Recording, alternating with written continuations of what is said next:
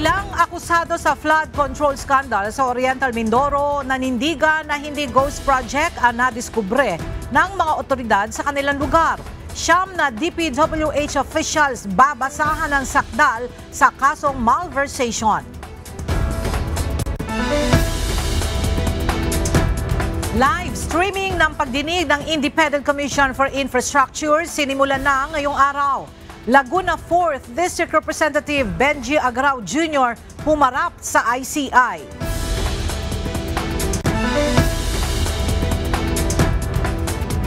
Day suspension na ipinataw ng Kamara kay Cavite Representative Kiko Barzaga, kinondena ng ilang kongresista.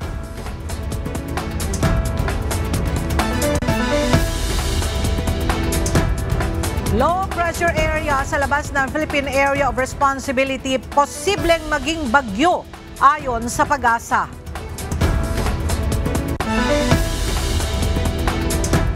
Labing dalawang tao patay, 50 nawawala matapos madamay sa landslide ang dalawang bangka sa Peru.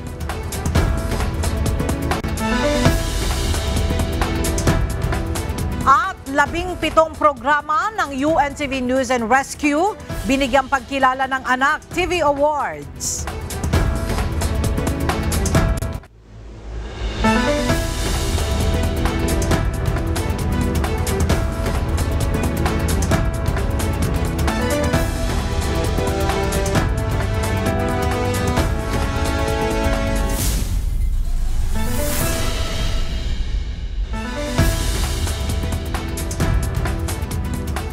Magandang tanghali mga kasangbahay. Ngayon po ay araw ng Martes, December 2, 2025. Tayo po ay sabayang napapakinggan sa Radyo La Verdad 1350, ang UNTV Radio. At una sa mga balita ngayong tanghali. Kinondena ng ilang kongresista ang 60 araw na suspensyong ipinataw ng Kamara kay Cavite 4th District Representative Kiko Barzaga. Giit nila, minadali ang desisyon at inunang parusahan ang nagsalita ng meow sa Kamara kaysa magnanakaw. Ang detalye sa ulat ni Rosalie Coz. 5 kongresista ang tumutol sa rekomendasyon ng House Ethics and Privileges Committee na patawan ng 60 araw na suspensyon si Cavite 4th District Representative Francisco Kiko Barzaga. 249 naman ang bumoto ng pabor at 11 ang abstentions o tumangging bumoto kaya ini-adapt ang findings ng komite. Ibig sabihin sa loob ng 2 buwan, walang tatanggaping sahod o allowances bilang mambabata si Representative Barzaga. Sa hatol ng ethics panel na pinagtibay ng Kamara, guilty ang Cavite congressman sa disorderly behavior o hindi maayos na pag-uugali bilang isang kinatawan. Nag-ugat ito sa reklamo ng mga dating kasamang kongresista sa National Unity Party laban sa neophyte lawmaker dahil sa social media post nitong nag-uudyok umano ng sedition o pag-aalsa sa gobyerno, gayon din ang mga itinuturing na indecent o malalaswang larawan.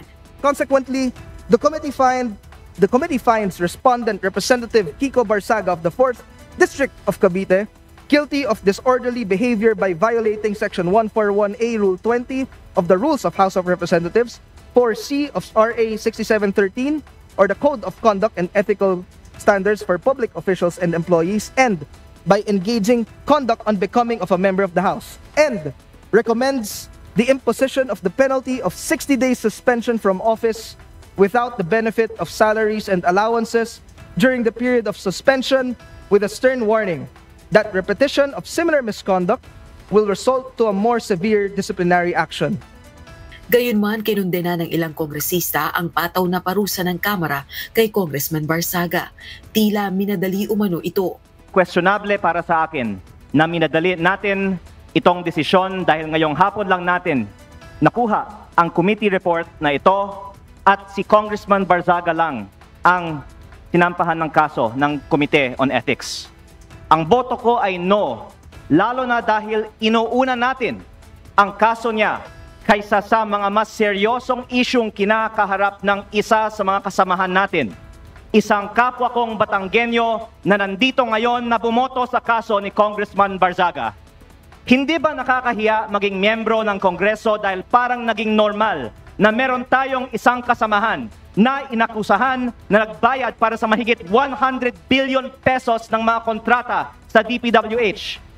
Walang binanggit na pangalan si Congressman Leviste pero nakuhanan nito ng video na inakbayan si CWS Party List Representative Edwin Garjola habang nasa plenary hall, ang inaakusahan nitong top contractor ng Department of Public Works and Highways o DPWH sa Kongreso.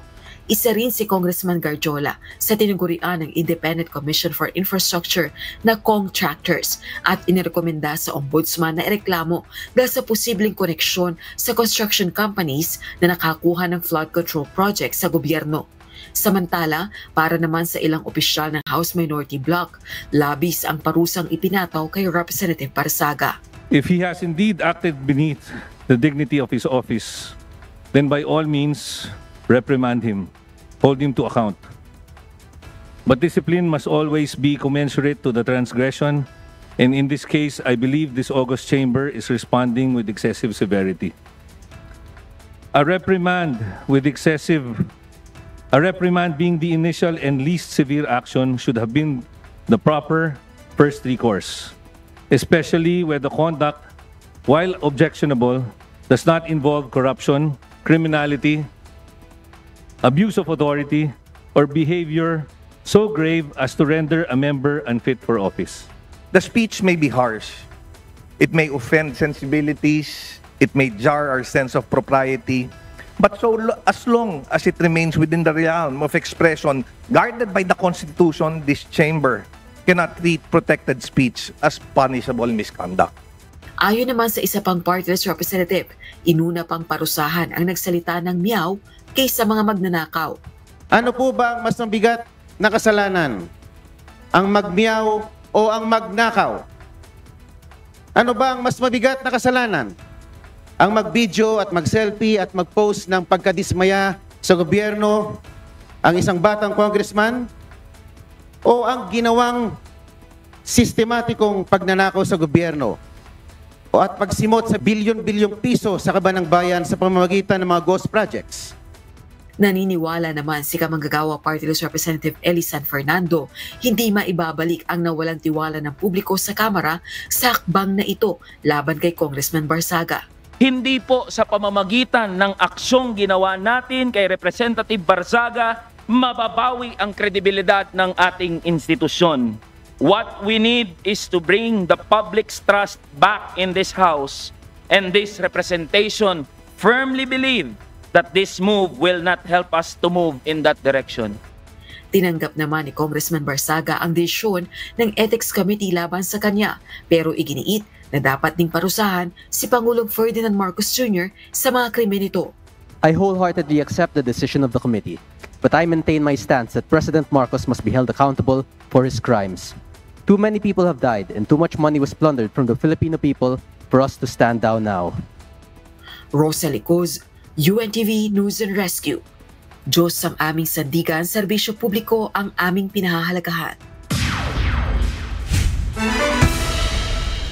Pinaniniwalaan ng Department of the Interior and Local Government o DILG na nananatili sa Europa si dating Ako Bicol Party List Representative Zaldico. Ito ay sa kabila ng kanyang mga kinakaharap na issue kaugnay ng anomalya sa flood control projects at iba pang mga korupsyon sa gobyerno. Ayon kay DILG Secretary John Vic Remulla, pinaghihinalaang nasa Portugal ang dating mambabatas dahil nakakuha umano ito noon pa ng Portuguese passport. May pakiusap naman ang kalihim sa mga Pilipinong nasa ibang mga bansa kung mamataan ang dating mambabatas na isinasangkot sa issue ng budget insertions at flood control projects anomaly. Nakikiusap kami sa lahat ng mga Pilipino sa buong mundo na kung makita nila si Zaldico, kung pwede nilang picturean, padala kagad, i-post kagad sa internet para may idea tayo kung nasaan siya. Sa ngayon, ang hinala namin ay nasa Portugal siya at doon po siya naninirahan. Hindi pa rin nakakansela ang pasaporte ng dating mambabatas na si Zaldico ayon sa Department of Foreign Affairs o DFA. Ayon kay DFA spokesperson Angelica Escalona, hindi pa natatanggap ng DFA ang court order na nag-uutos na kanselahin ang pasaporte ng Zaldico. Maaari nang kansilahin ng DFA ang pasaporte kapag natanggap na nito ang court order alinsunod sa bagong Philippine Passport Act. Isasagawa ng Bureau of Customs o BOC sa December 5 ang ikalawang public auction ng mga mamahaling sasakyan na nakumpiska sa mag-asawang Curly at Sara Diskaya. Ayon sa BOC, 4 pa ang natitira mula sa 7 isinubastang sasakyan noong November 20. Ang detalye sa report ni Jed Neresina. Natalakay kahapon sa ikatlong asset recovery meeting ng iba't ibang ahensya ng pamahalaan sa pangunguna ng Independent Commission for Infrastructure o ICI ang pagsusubasta ng mga mamahaling sasakyan ng mag-asawang Diskaya. Ayon sa Bureau of Customs, 3 sa 7 luxury vehicles na kinumpiska mula sa mag-asawang kontratista na si Curly at Sara Diskaya ang naibenta sa unang public auction na kanilang inorganisa para rito. Nakalikom ng kabuuang 38.21 million pesos ang BOC na agad mapupunta sa Bureau of the Treasury. Paliwanag ni Attorney Chris Bendijo, muling magkakaroon ng public auction para sa natitira pang 4 na sasakyan. Bigo itong maibenta agad, kaya inadjust ng BOC ang floor price nito at kasama sa kinonsidera nila ay ang market price at depreciation value ng mga sasakyan. The Toyota Tundra will now have a new floor price of 3.4 million mahigit. No? For the Toyota Sequoia, its new floor price is around 4.6 million. For the Rolls-Royce, if you recall, this was in the 45 million range, is now at 36 million mahigit. From 45 to 36. And finally, the Bentley Bentayga will now have a floor price of 13 million. Dagdag pa ni Attorney Bendijo, kung hindi pa rin ito mabibili sa December 5, ay handa na silang tumanggap ng direct offers. The BOC is allowed under existing policy to accept direct offers, meaning to say that anybody who is interested to purchase that item can send an offer to the BOC, and then we will publish that. We will open it to anybody else who... It's still sort of a bidding, no? But we will determine based on that offer if there could be other better offers before we are finalizing that auction sale. Sa abiso ng Customs, sinabi nitong alas 10 ng umaga ang simula ng public auction sa ground floor situation room, Omcom Building, BOC Port Area, Manila. Pero bago nito, mayroong public viewing mula December 2 hanggang December 3 sa BOC PUC grounds. Jed Neresina, UNTV News and Rescue. Diyos ang aming sandigan, serbisyo publiko ang aming pinahahalagahan. Nanindigan ang kampo ng ilang akusado sa flood control scandal cases na hindi ghost project ang proyekto sa Oriental Mindoro.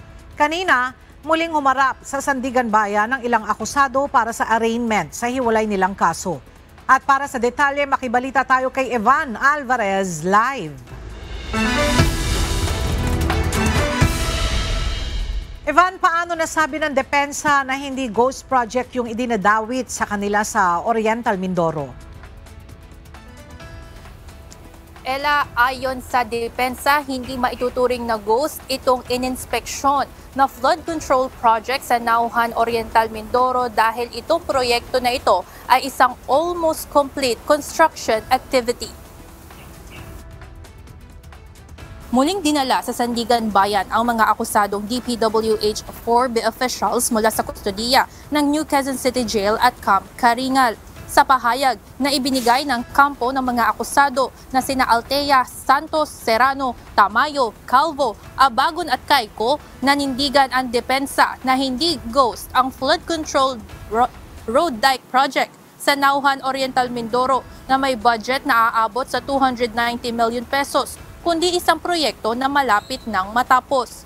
Ayon sa abogado ng mga ito, sa kabila ng mga bagyong dumaan sa Oriental Mindoro, nananatili umanong matibay at napapakinabangan ang proyekto.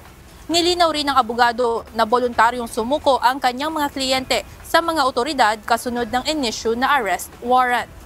Samantala, sumalang naman kaninang umaga sa arraignment si DPWH Maintenance Division Chief Juliet Calvo na unang nagpiyansa ng 90,000 pesos para sa kasong graft. Ngayong araw, nagpasok ito naturang kaso. Habang nakatakda namang sumalang sa isa pang arraignment mamayang 1:30 ng hapon sa Sandigan Bayan 6th Division ang 9 na akusado para naman sa kasong malversation.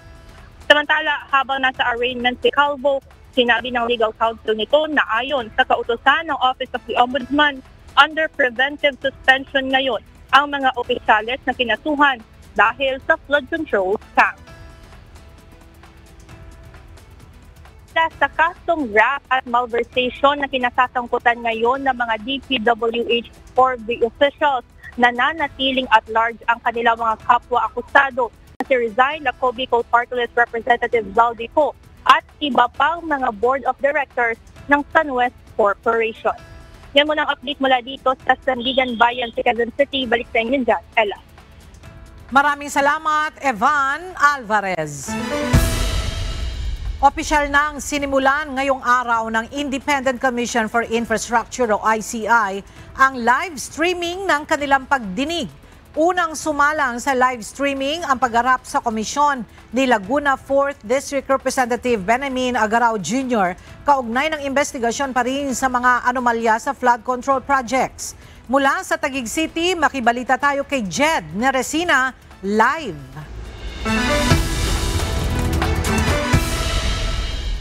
Jed, ano na ang natalakay sa pagdinig ng ICI kasama si Congressman Agarao?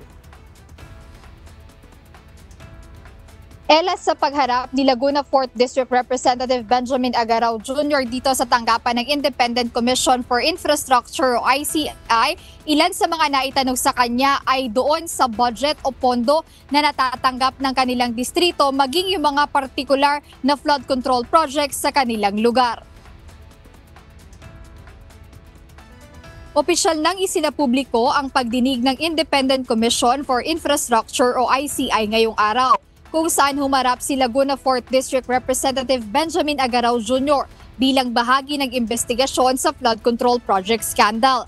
Pumayag si Congressman Agarao nang tanungin siya ng ICI kung payag ba siyang isapubliko ang anumang impormasyon na mababanggit sa pagdinig. Ngunit kinumpirma rin ng mambabatas na nauna na siyang humiling sa independent body para sa isang executive session.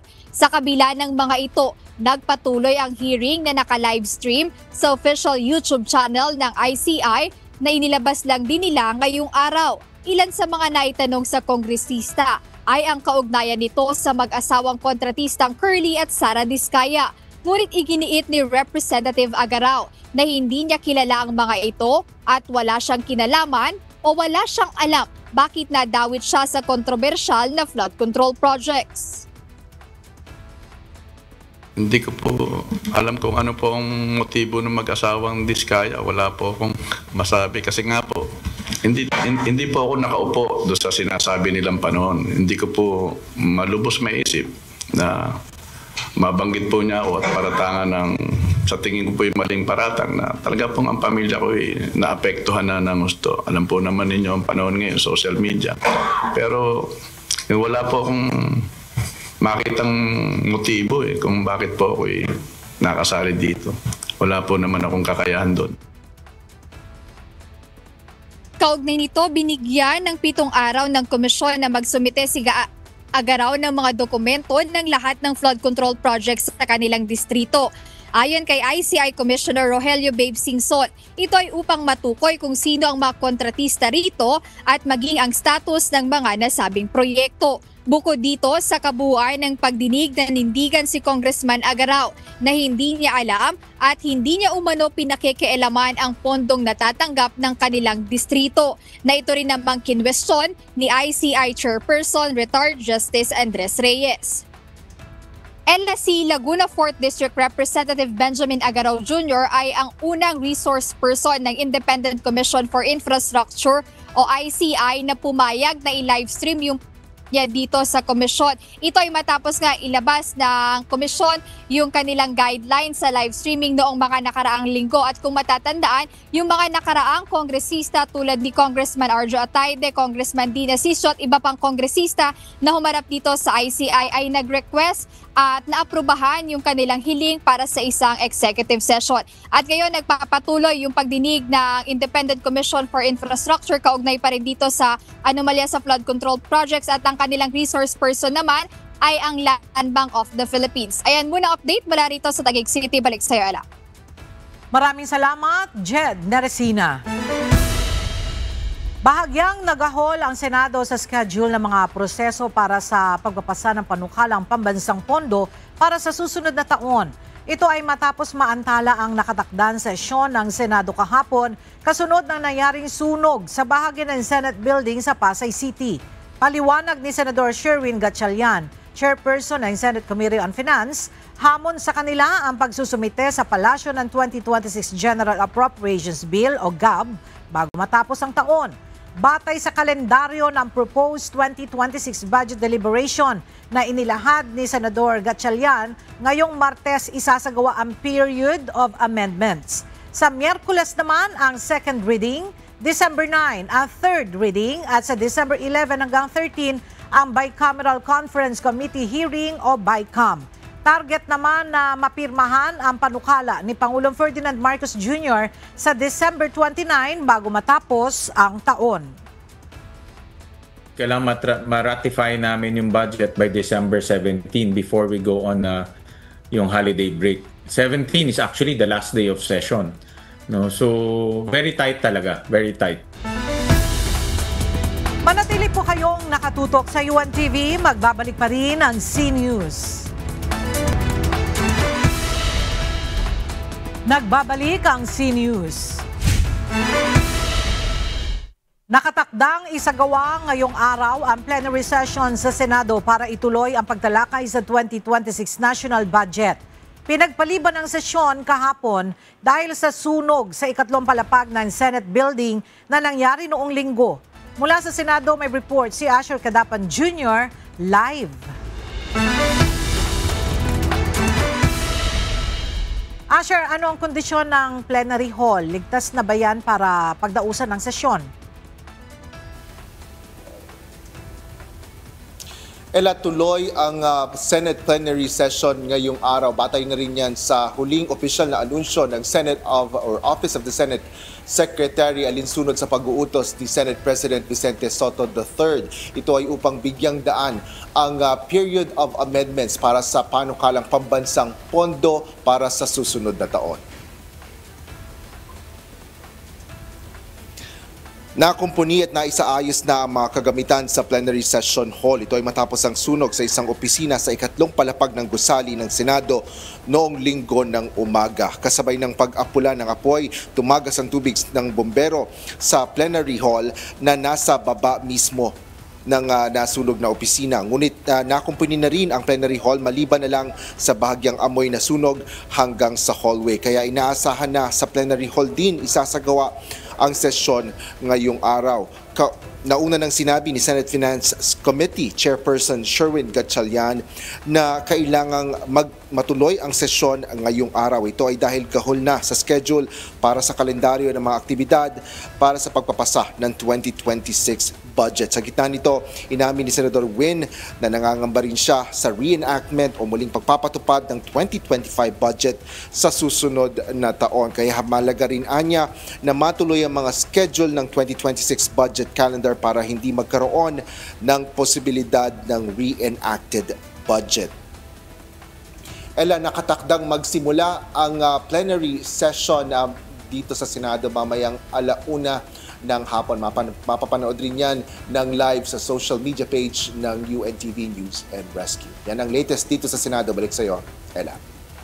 Maraming salamat, Asher Cadapan Jr. Patuloy na binabantayan ng Department of Information and Communications Technology o DICT ang paglaganap ng mga pekeng balita sa social media. Kabilang na dito ang mga troll farm. Ang detalye sa report ni Evan Alvarez. Hindi tumitigil ang Department of Information and Communications Technology o DICT sa pagbabantay ng paglaganap ng mga troll sa mga social media pages. Ayon sa Cybercrime Investigation and Coordinating Center ng ahensya, nakakadismaya na nagiging normal na ang pagsulpot ng mga troll, lalo na ngayong mainit ang usapin pagdating sa politika. Parang it's disheartening na parang regular, nagiging regular na siya, common na siya, na accepted na yung troll. Pero sa amin, namomonitor pa rin natin yan. We monitor yung mga farms, whether in and out of the country. Giit ng Executive Director ng CICC na si Undersecretary Aboy Paraiso, nakikita rin nila na dito sa Pilipinas ginagawa ang mga pinapakalat na fake news ng mga troll at umaabot pa sa ibang bansa para lalong maipalaganap. Bunsod nito, patuloy ang pakikipag-ugnayan ng DICT sa Kongreso pagdating sa pagpapasa ng mga batas upang kontrahin ang pagdami ng mga maling impormasyon online. So, fake news, anti-deepfake, at saka yung anti-troll farm legislation, we're providing information to the legislature. Dagdag pa ng ahensya, bukod sa mga ito, minomonitor din nila ang mga account na nagpapakalat ng seditious statement o mga pahayag na nanghihikayat na lumaban sa pamahalaan, kung saan pinapadala rin ang mga impormasyong ito sa mga law enforcement agency upang maaksyonan ng mga kinauukulan. Evan Alvarez, UNTV News and Rescue. Diyos ang aming sandigan, serbisyo publiko ang aming pinahahalagahan. Ininspeksyon ng Department of Transportation ang isa sa 3 3-car Dalian train set na nakatakdang paandarin sa holiday rush ngayong Disyembre. Ngayong buwan din nakatakdang suriin ang 2 pang 3-car Dalian train set para sa pagpapatakbo nito. Narito ang report ni Benedict Samson. Papaandarin na ng MRT Line 3 Management ngayong Disyembre ang isa sa 3 3-car set ng Dalian train ngayong holiday rush.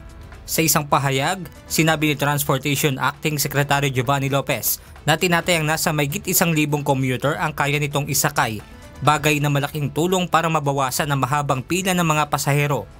At bago ang nakatakdang pagpapaandar sa Dalian train, nitong Sabado ay ininspeksyon at sinakyan ng kalihim ang naturang tren. Usually yung mga tren natin, kapag dineploy natin, di ba? Isang loop, tapos pag ganun, i-check na kagad o iikot ulit. Iikot pa yun po, sir. Mga ilang ikot? 4, 3. Tapos pahinga siya. Ibinilin din ng kalihim na tiyakin ng safety checks at utilization procedures sa mga naturang tren upang matiyak na ligtas itong sakyan ng mga pasahero. Kaugnay nito, nakatakda rin ngayong buwan ang pagsisimula ng testing at commissioning ng 2 pang 3-car Dalian train set. Benedict Samson, UNTV News and Rescue. Diyos ang aming sandigan, serbisyo publiko ang aming pinahahalagahan. Patuloy na magsasagawa ang Department of Labor and Employment o DOLE ng labor inspection at iba pang related activities hanggang December 31 ngayong taon. Layo nito na matiyak na ang mga workplace o lugar ng trabaho ay sumusunod sa labor standards, occupational safety at health rules. Batay sa labor advisory ng DOLE, isasagawa ang inspeksyon kapag mayroong complaint. Gayon din kung ito ay occupational safety and health investigations, kasunod ng mga kalamidad. Technical safety inspections, kapag ang trabaho at nasa isang high-risk na establishmento, kapag ang trabaho at pang-ekonomiya na inaasahang tataas ang peak ng demand kapag holiday season, at technical and advisory visits sa micro-establishments. Magbubukas ang Department of Foreign Affairs ng aplikasyon para sa nasa 800 mga bakanteng trabaho sa bansang Finland sa job fair na isasagawa sa Mega Trade Hall 3 SM Mega Mall sa Mandaluyong City sa December 3. Bahagi ito ng Philippines-Finland Friendship Week. 6 na malalaking recruitment agencies ang naghahanap ng mga skilled workers tulad ng welder, machinists, factory workers, restaurant staff, cleaners at iba pang teknikal na trabaho. Maaaring magparehistro sa job portal ng DFA na nakapost sa kanilang official Facebook page.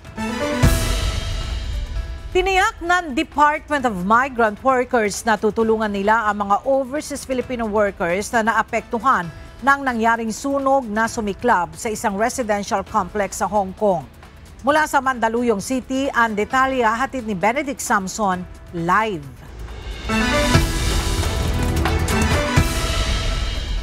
Benedict, anong tulong ang ibibigay ng DMW para sa mga OFW na naging biktima ng sunog sa Hong Kong?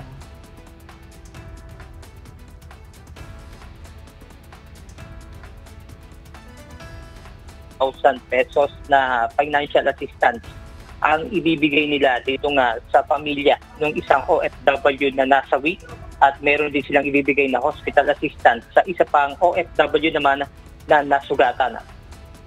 Bukod dito ay magbibigay din ng assistance ang DMW para sa pagproseso ng mga dokumento na nasunog. Kinumpirma naman ng DMW na isang Pinay na overseas Filipino worker at isang Pinay na OFW ang namatay at isa naman ang nasugatan at ngayon nagkasalukuyang nasa ospital. Nasa 89 naman na OFW ang ligtas at accounted na. Samantala, kaninang umaga ay bumiyahe si DMW Secretary Hans Leo Kakdak upang tignan ang kalagayan ng mga Pilipino na naapektuhan ng Taipo fire incident.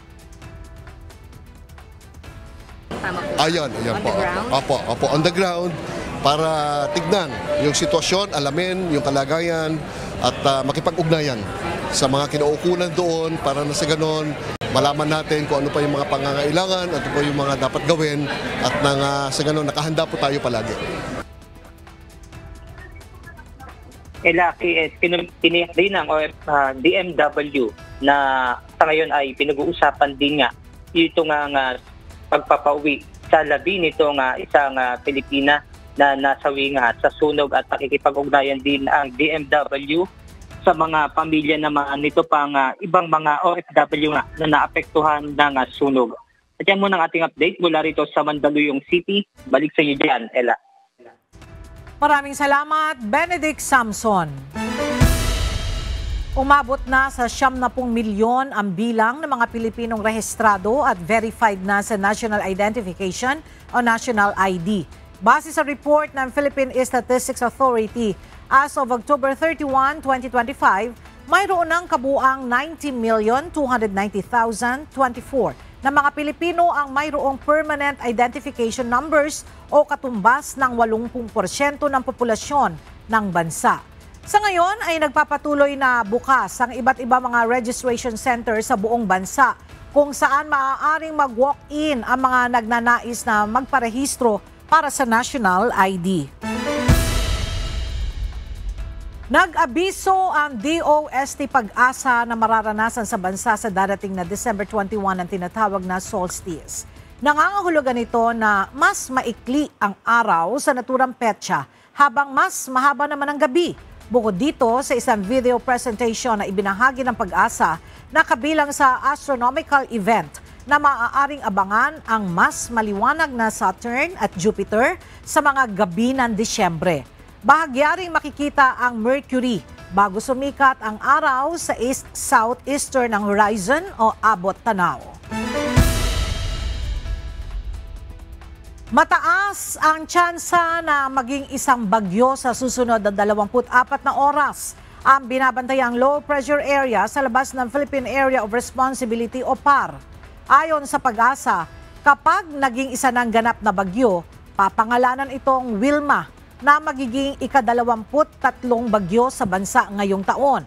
Posible itong maglandfall sa Eastern Visayas o Caraga. Gayunman, mataas pa ang uncertainty sa dadaanan ng bagyo kaya pinapayuhang mag-ingat din ang mga nasa Bicol Region, Eastern Visayas at Mindanao dahil sa mga posibleng pag-ulan na mararanasan simula sa Biyernes. Samantala, posible ring makaranas ng kalat-kalat na buhos na ulan at thunderstorm ang Mindanao dahil sa epekto ng Intertropical Convergence Zone o ITCZ.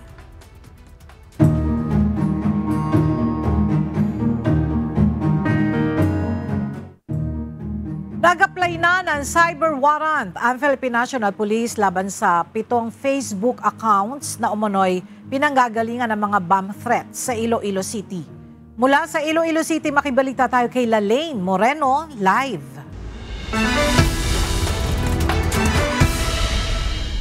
Lalaine, may nasampahan na ba ng kaso sa mga suspect sa serye ng bomb threat sa Western Visayas? Kinumpirma ng Police Regional Office 6 na dalawa na ang formal na kanilang sinampahan ng kaso dito sa mga suspect sa pagpapakalat ng bomb threat sa Western Visayas ngayong buwan.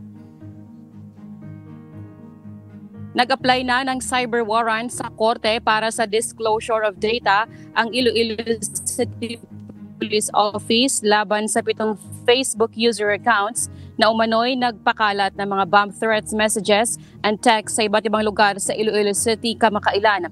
Maliban sa 7 social media accounts, may 13 Facebook accounts pa na iniimbestigahan ng Iloilo City Police at Regional Anti-Cybercrime Unit 6. Sa pamamagitan ng cybercrime warrants o cyber warrants, malalaman ng mga otoridad kung ang mga naturang accounts ay pag-aari ng isang tao lamang o magkakaiba ang may hawak nito. Magkakaroon din ng access online ng PNP para sa detalye ng mga may-ari ng accounts. Hamon naman sa PNP ang pagsasampa ng kaso dahil mailang paaralan sa lungsod na establishmento na hindi pa nakikipagtulungan sa kanilang investigasyon. Samantala sa buong Western Visayas, umabot na sa 73 ang naitalang bomb threat ng Police Regional Office 6 as of November 30. Dalawa na sa mga suspect ang sinampahan ng kaso. Ayon sa PRO 6, hindi organisado ang serye ng mga bomb threat. Paalala ng PNP, kakasuhan nila ang sinumang magpapakalat ng bomb threat lalo na sa mga matataong lugar ngayong holiday season. Patuloy ring tinatrack ng PNP ang mga mobile numbers na nagpadala ng mga bomb threats sa pamagitan ng text messages. Yun muna ating balita. Balik sa iyo, Ella. Maraming salamat, Lalaine Moreno. Sumiklab ang grass fire sa Palumbanes Island, Caramoran, Catanduanes. Ayon sa ilang mga residente ng isla, nagsimula ang sunog pasado 3:00 kahapon at nagpatuloy ang pagkalat ng apoy sa magdamag.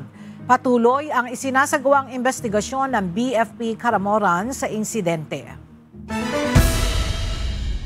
Naibalik na ng Negros Electric and Power Corporation o Negros Power ang supply ng kuryente sa halos 250,000 na customers matapos ma-restore ang lahat ng lateral lines sa kanilang lugar. Sakop ng operasyon ng Negros Power ang Bacolod, Silay, Talisay, Bago at mga bayan ng Murcia at Don Salvador Benedicto. Ayon sa kumpanya, mabilis ang restoration dahil sa tulong-tulong na trabaho ng mga komunidad, volunteers at response teams matapos ang pinsalang dulot ng bagyong Tino at Uwan. Malaki rin umano ang naging partisipasyon ng opisyal ng gobyerno, barangay leaders, volunteers at mga augmentation teams mula sa More Power Iloilo, Bohol Light Company at Cagayan Electric Power and Light Company sa kanilang ginagawang power restoration. Inaprobahan ng Sangguniang Panlalawigan ng Catanduanes ang panukalang ipamahagi ang Quick Relief Fund sa pamamagitan ng cash assistance sa mga nasalanta ng bagyong Uwan sa probinsya. Para sa detalye ng balita, may report si Dan Hersalia live.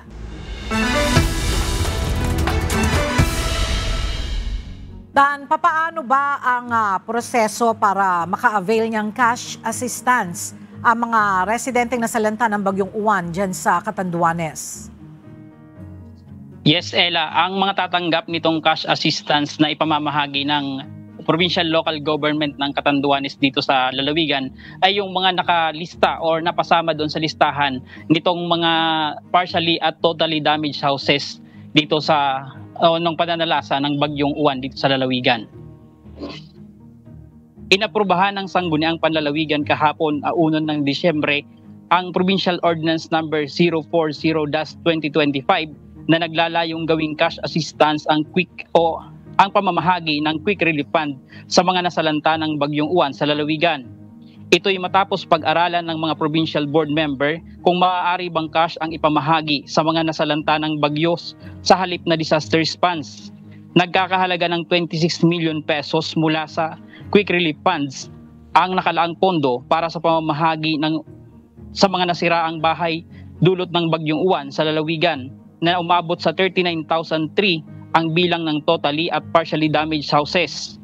Matatanda ang una ng inaprubahan ng Sangguniang Panlalawigan ang nasa 5.9 million pesos na ipinarealign na budget ng PDRRMC upang maging dagdag pondo ng QRF at magamit ng disaster activities ng probinsya. At Ella, anumang oras ayon sa Sangguniang Panlalawigan, anumang oras mula ngayong araw ay pwede na itong ipamahagi ng lokal na pamahalaan ng Catanduanes doon sa mga nasalanta ng bagyong Uwan dito sa lalawigan ng Catanduanes. At yan muna ang update mula dito sa Catanduanes. Balik sa iyo, Ella. Maraming salamat, Dan Hersalia.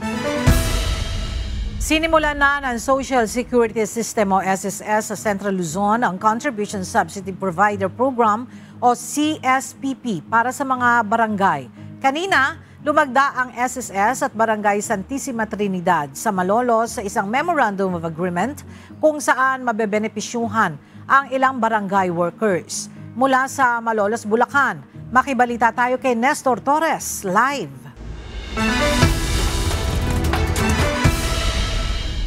Nestor, sino-sino sa mga barangay health workers ang makikinabang sa Contribution Subsidy Provider Program at magkano naman ang monthly hulog na sasagutin ng barangay? Magandang tanghali, Ella. Ito yung mga street sweeper, kasama na yung mga garbage truck driver at mga ilang utility at maging ang driver ng ambulansya ay kabilang dito sa nasabing benepisyaryo na huhulugan ng 760 pesos kada buwan na contribution ng ito ng pondo na magagaling sa barangay para doon sa mga barangay workers.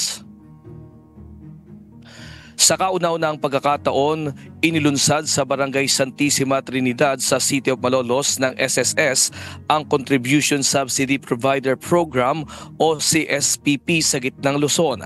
Ayon kay Gloria Corazon Andrada, SSS Vice President, Luzon Central 2 Division, sa MOA signing nakasaad na babayaran ng Barangay Santissima ang 6 months na hulog ng mga self-employed sa halagang 760 pesos kada buwan. Maaari din namang ipagpatuloy ang paghuhulog sa mga benepisyaryo depende sa pondo ng barangay. Through this memorandum of agreement na gagawin natin, so ang mangyari, ang maghuhulog ngayon ay yung barangay. Etong barangay natin sa Santissima Trinidad, sila ang mamahala sa pagbabayad from their own budget, no? And sila na rin yung gagawa ng, kumbaga, yung mag-re-remit sa atin, collection list. So maikikredit na yon sa mga individual na self-employed accounts ng ating mga barangay workers. Ayon kay Kapitan Romel Alenya ng Barangay Santissima Trinidad, naglaan ng contribution subsidy na 54,720 pesos para sa 6 na kawani ng barangay. Kabilang na nga ang mga barangay ambulance, e-trike driver, garbage truck driver, isang utility, isang street sweeper at isang garbage collector. Sa 6 pa lang po, sir, muna ito. Unang-una, ang aking taos-pusong pasalamat lagi sa pag-aba sa amin ng Social Security System. Lagi kami nagiging bahagi nila. Unang-una po, napakaganda na nakasisiguro tayo pagdating ng panahon. Yung aming mga pagbibigay serbisyo na masuklian din naman yung aming mga kasama. Samantala, lahat naman ng mga kwalipikadong benepisyaryo sa CSPP ng SSS ay ang barangay workers na hindi tumanggap ng benepisyo sa GSIS. Kailangan lang ay wala pa silang kategorya na senior citizen. Kailangan ay wala pa sila sa kategorya na senior citizen para makasama sa nasabing programa. At yan muna ating latest live mula dito sa Malolos, Bulacan. Balik sa iyo, Ella. Maraming salamat, Nestor Torres.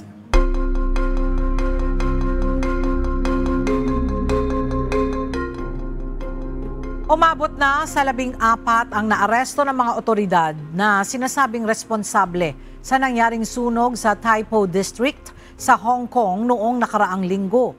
Base sa investigasyon, substandard ang ginamit na netting sa mga gusali dahilan para hindi mapigilan ang pagkalat ng apoy.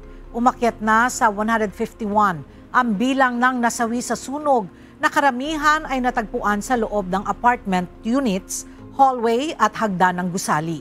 Nagpapatuloy pa ang paghahanap sa ibang biktima habang bumubuhos ang pakikiramay sa mga nasawi kasabay ng panawagan na papanagutin ang mga may sala sa insidente. Tinamaan ng landslide ang 2 bangka sa pantalan ng Iparia sa rehiyon ng Ucayali sa Amazon Rainforest ng Peru kahapon at nagresulta sa pagkasawi ng 12 individual kabilang ang 3 bata.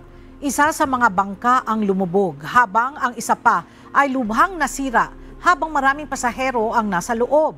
Naging pahirapan pa ang rescue operations dahil sa mabilis na agos ng Ucayali River at maulap na kondisyon sa oras ng insidente. 9 na katawan ang nakuha ng mga otoridad habang may 25 pang sugatan na pawang dinala na sa ospital.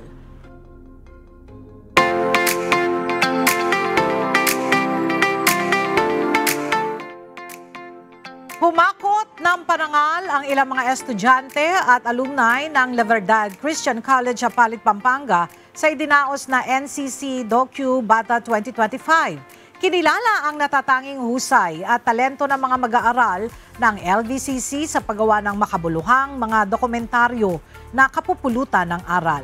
Narito ang report ni Gladys Toabi.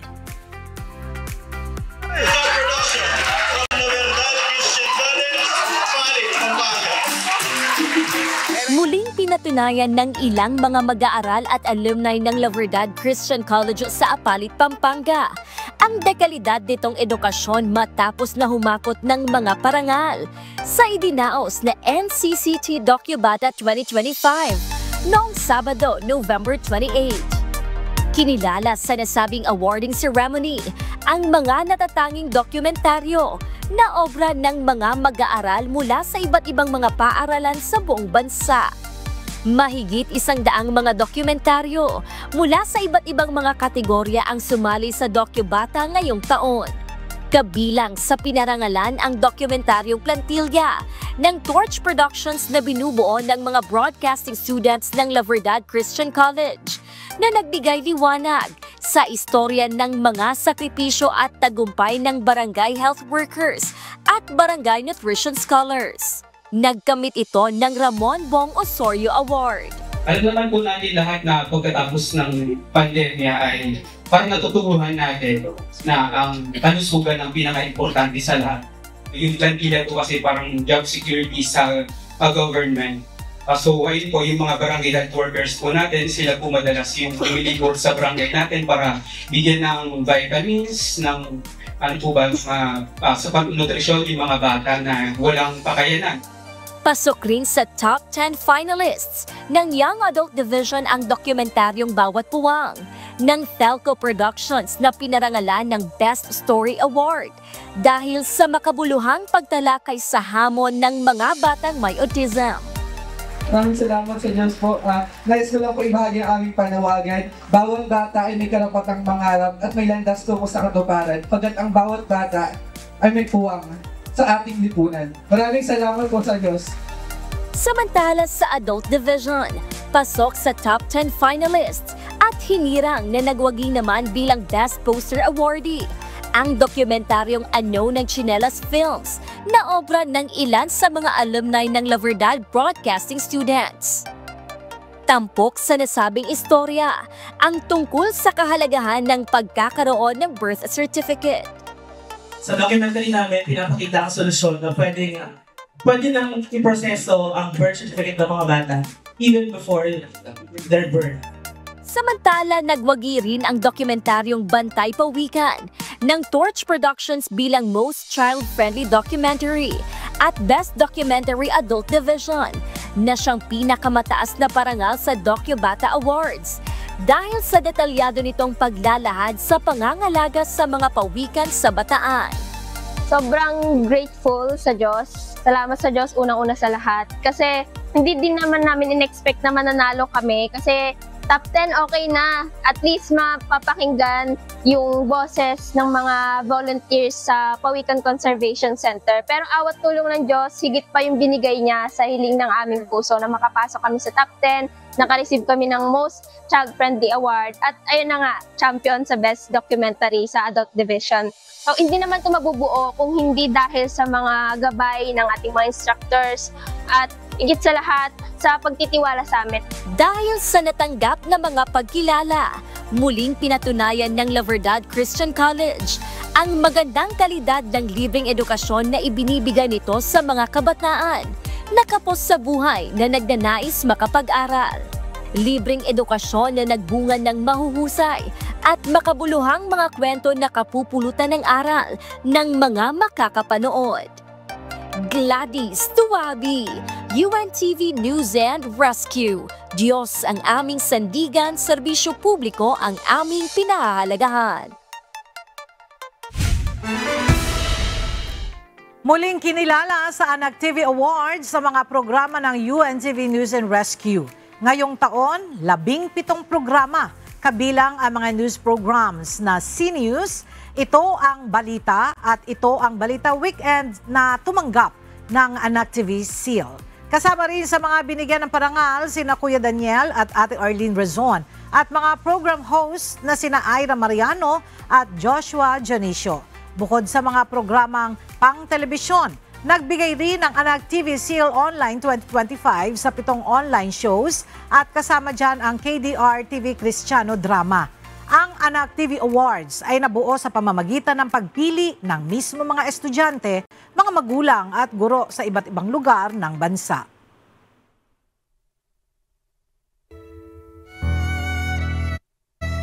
At sa ating iiwang mga salita ng Diyos na ating sandigan mula sa Aklat ng Awit, Kapitulo 28, versikulo 7, na nagsasabi, Ang Panginoon ay aking kalakasan at aking kalasag. Ang aking puso ay tumiwala sa Kanya at ako'y nasaklulungan. Kaya't ang aking puso ay nagagalak na mainam at aking pupurihin siya ng aking awit.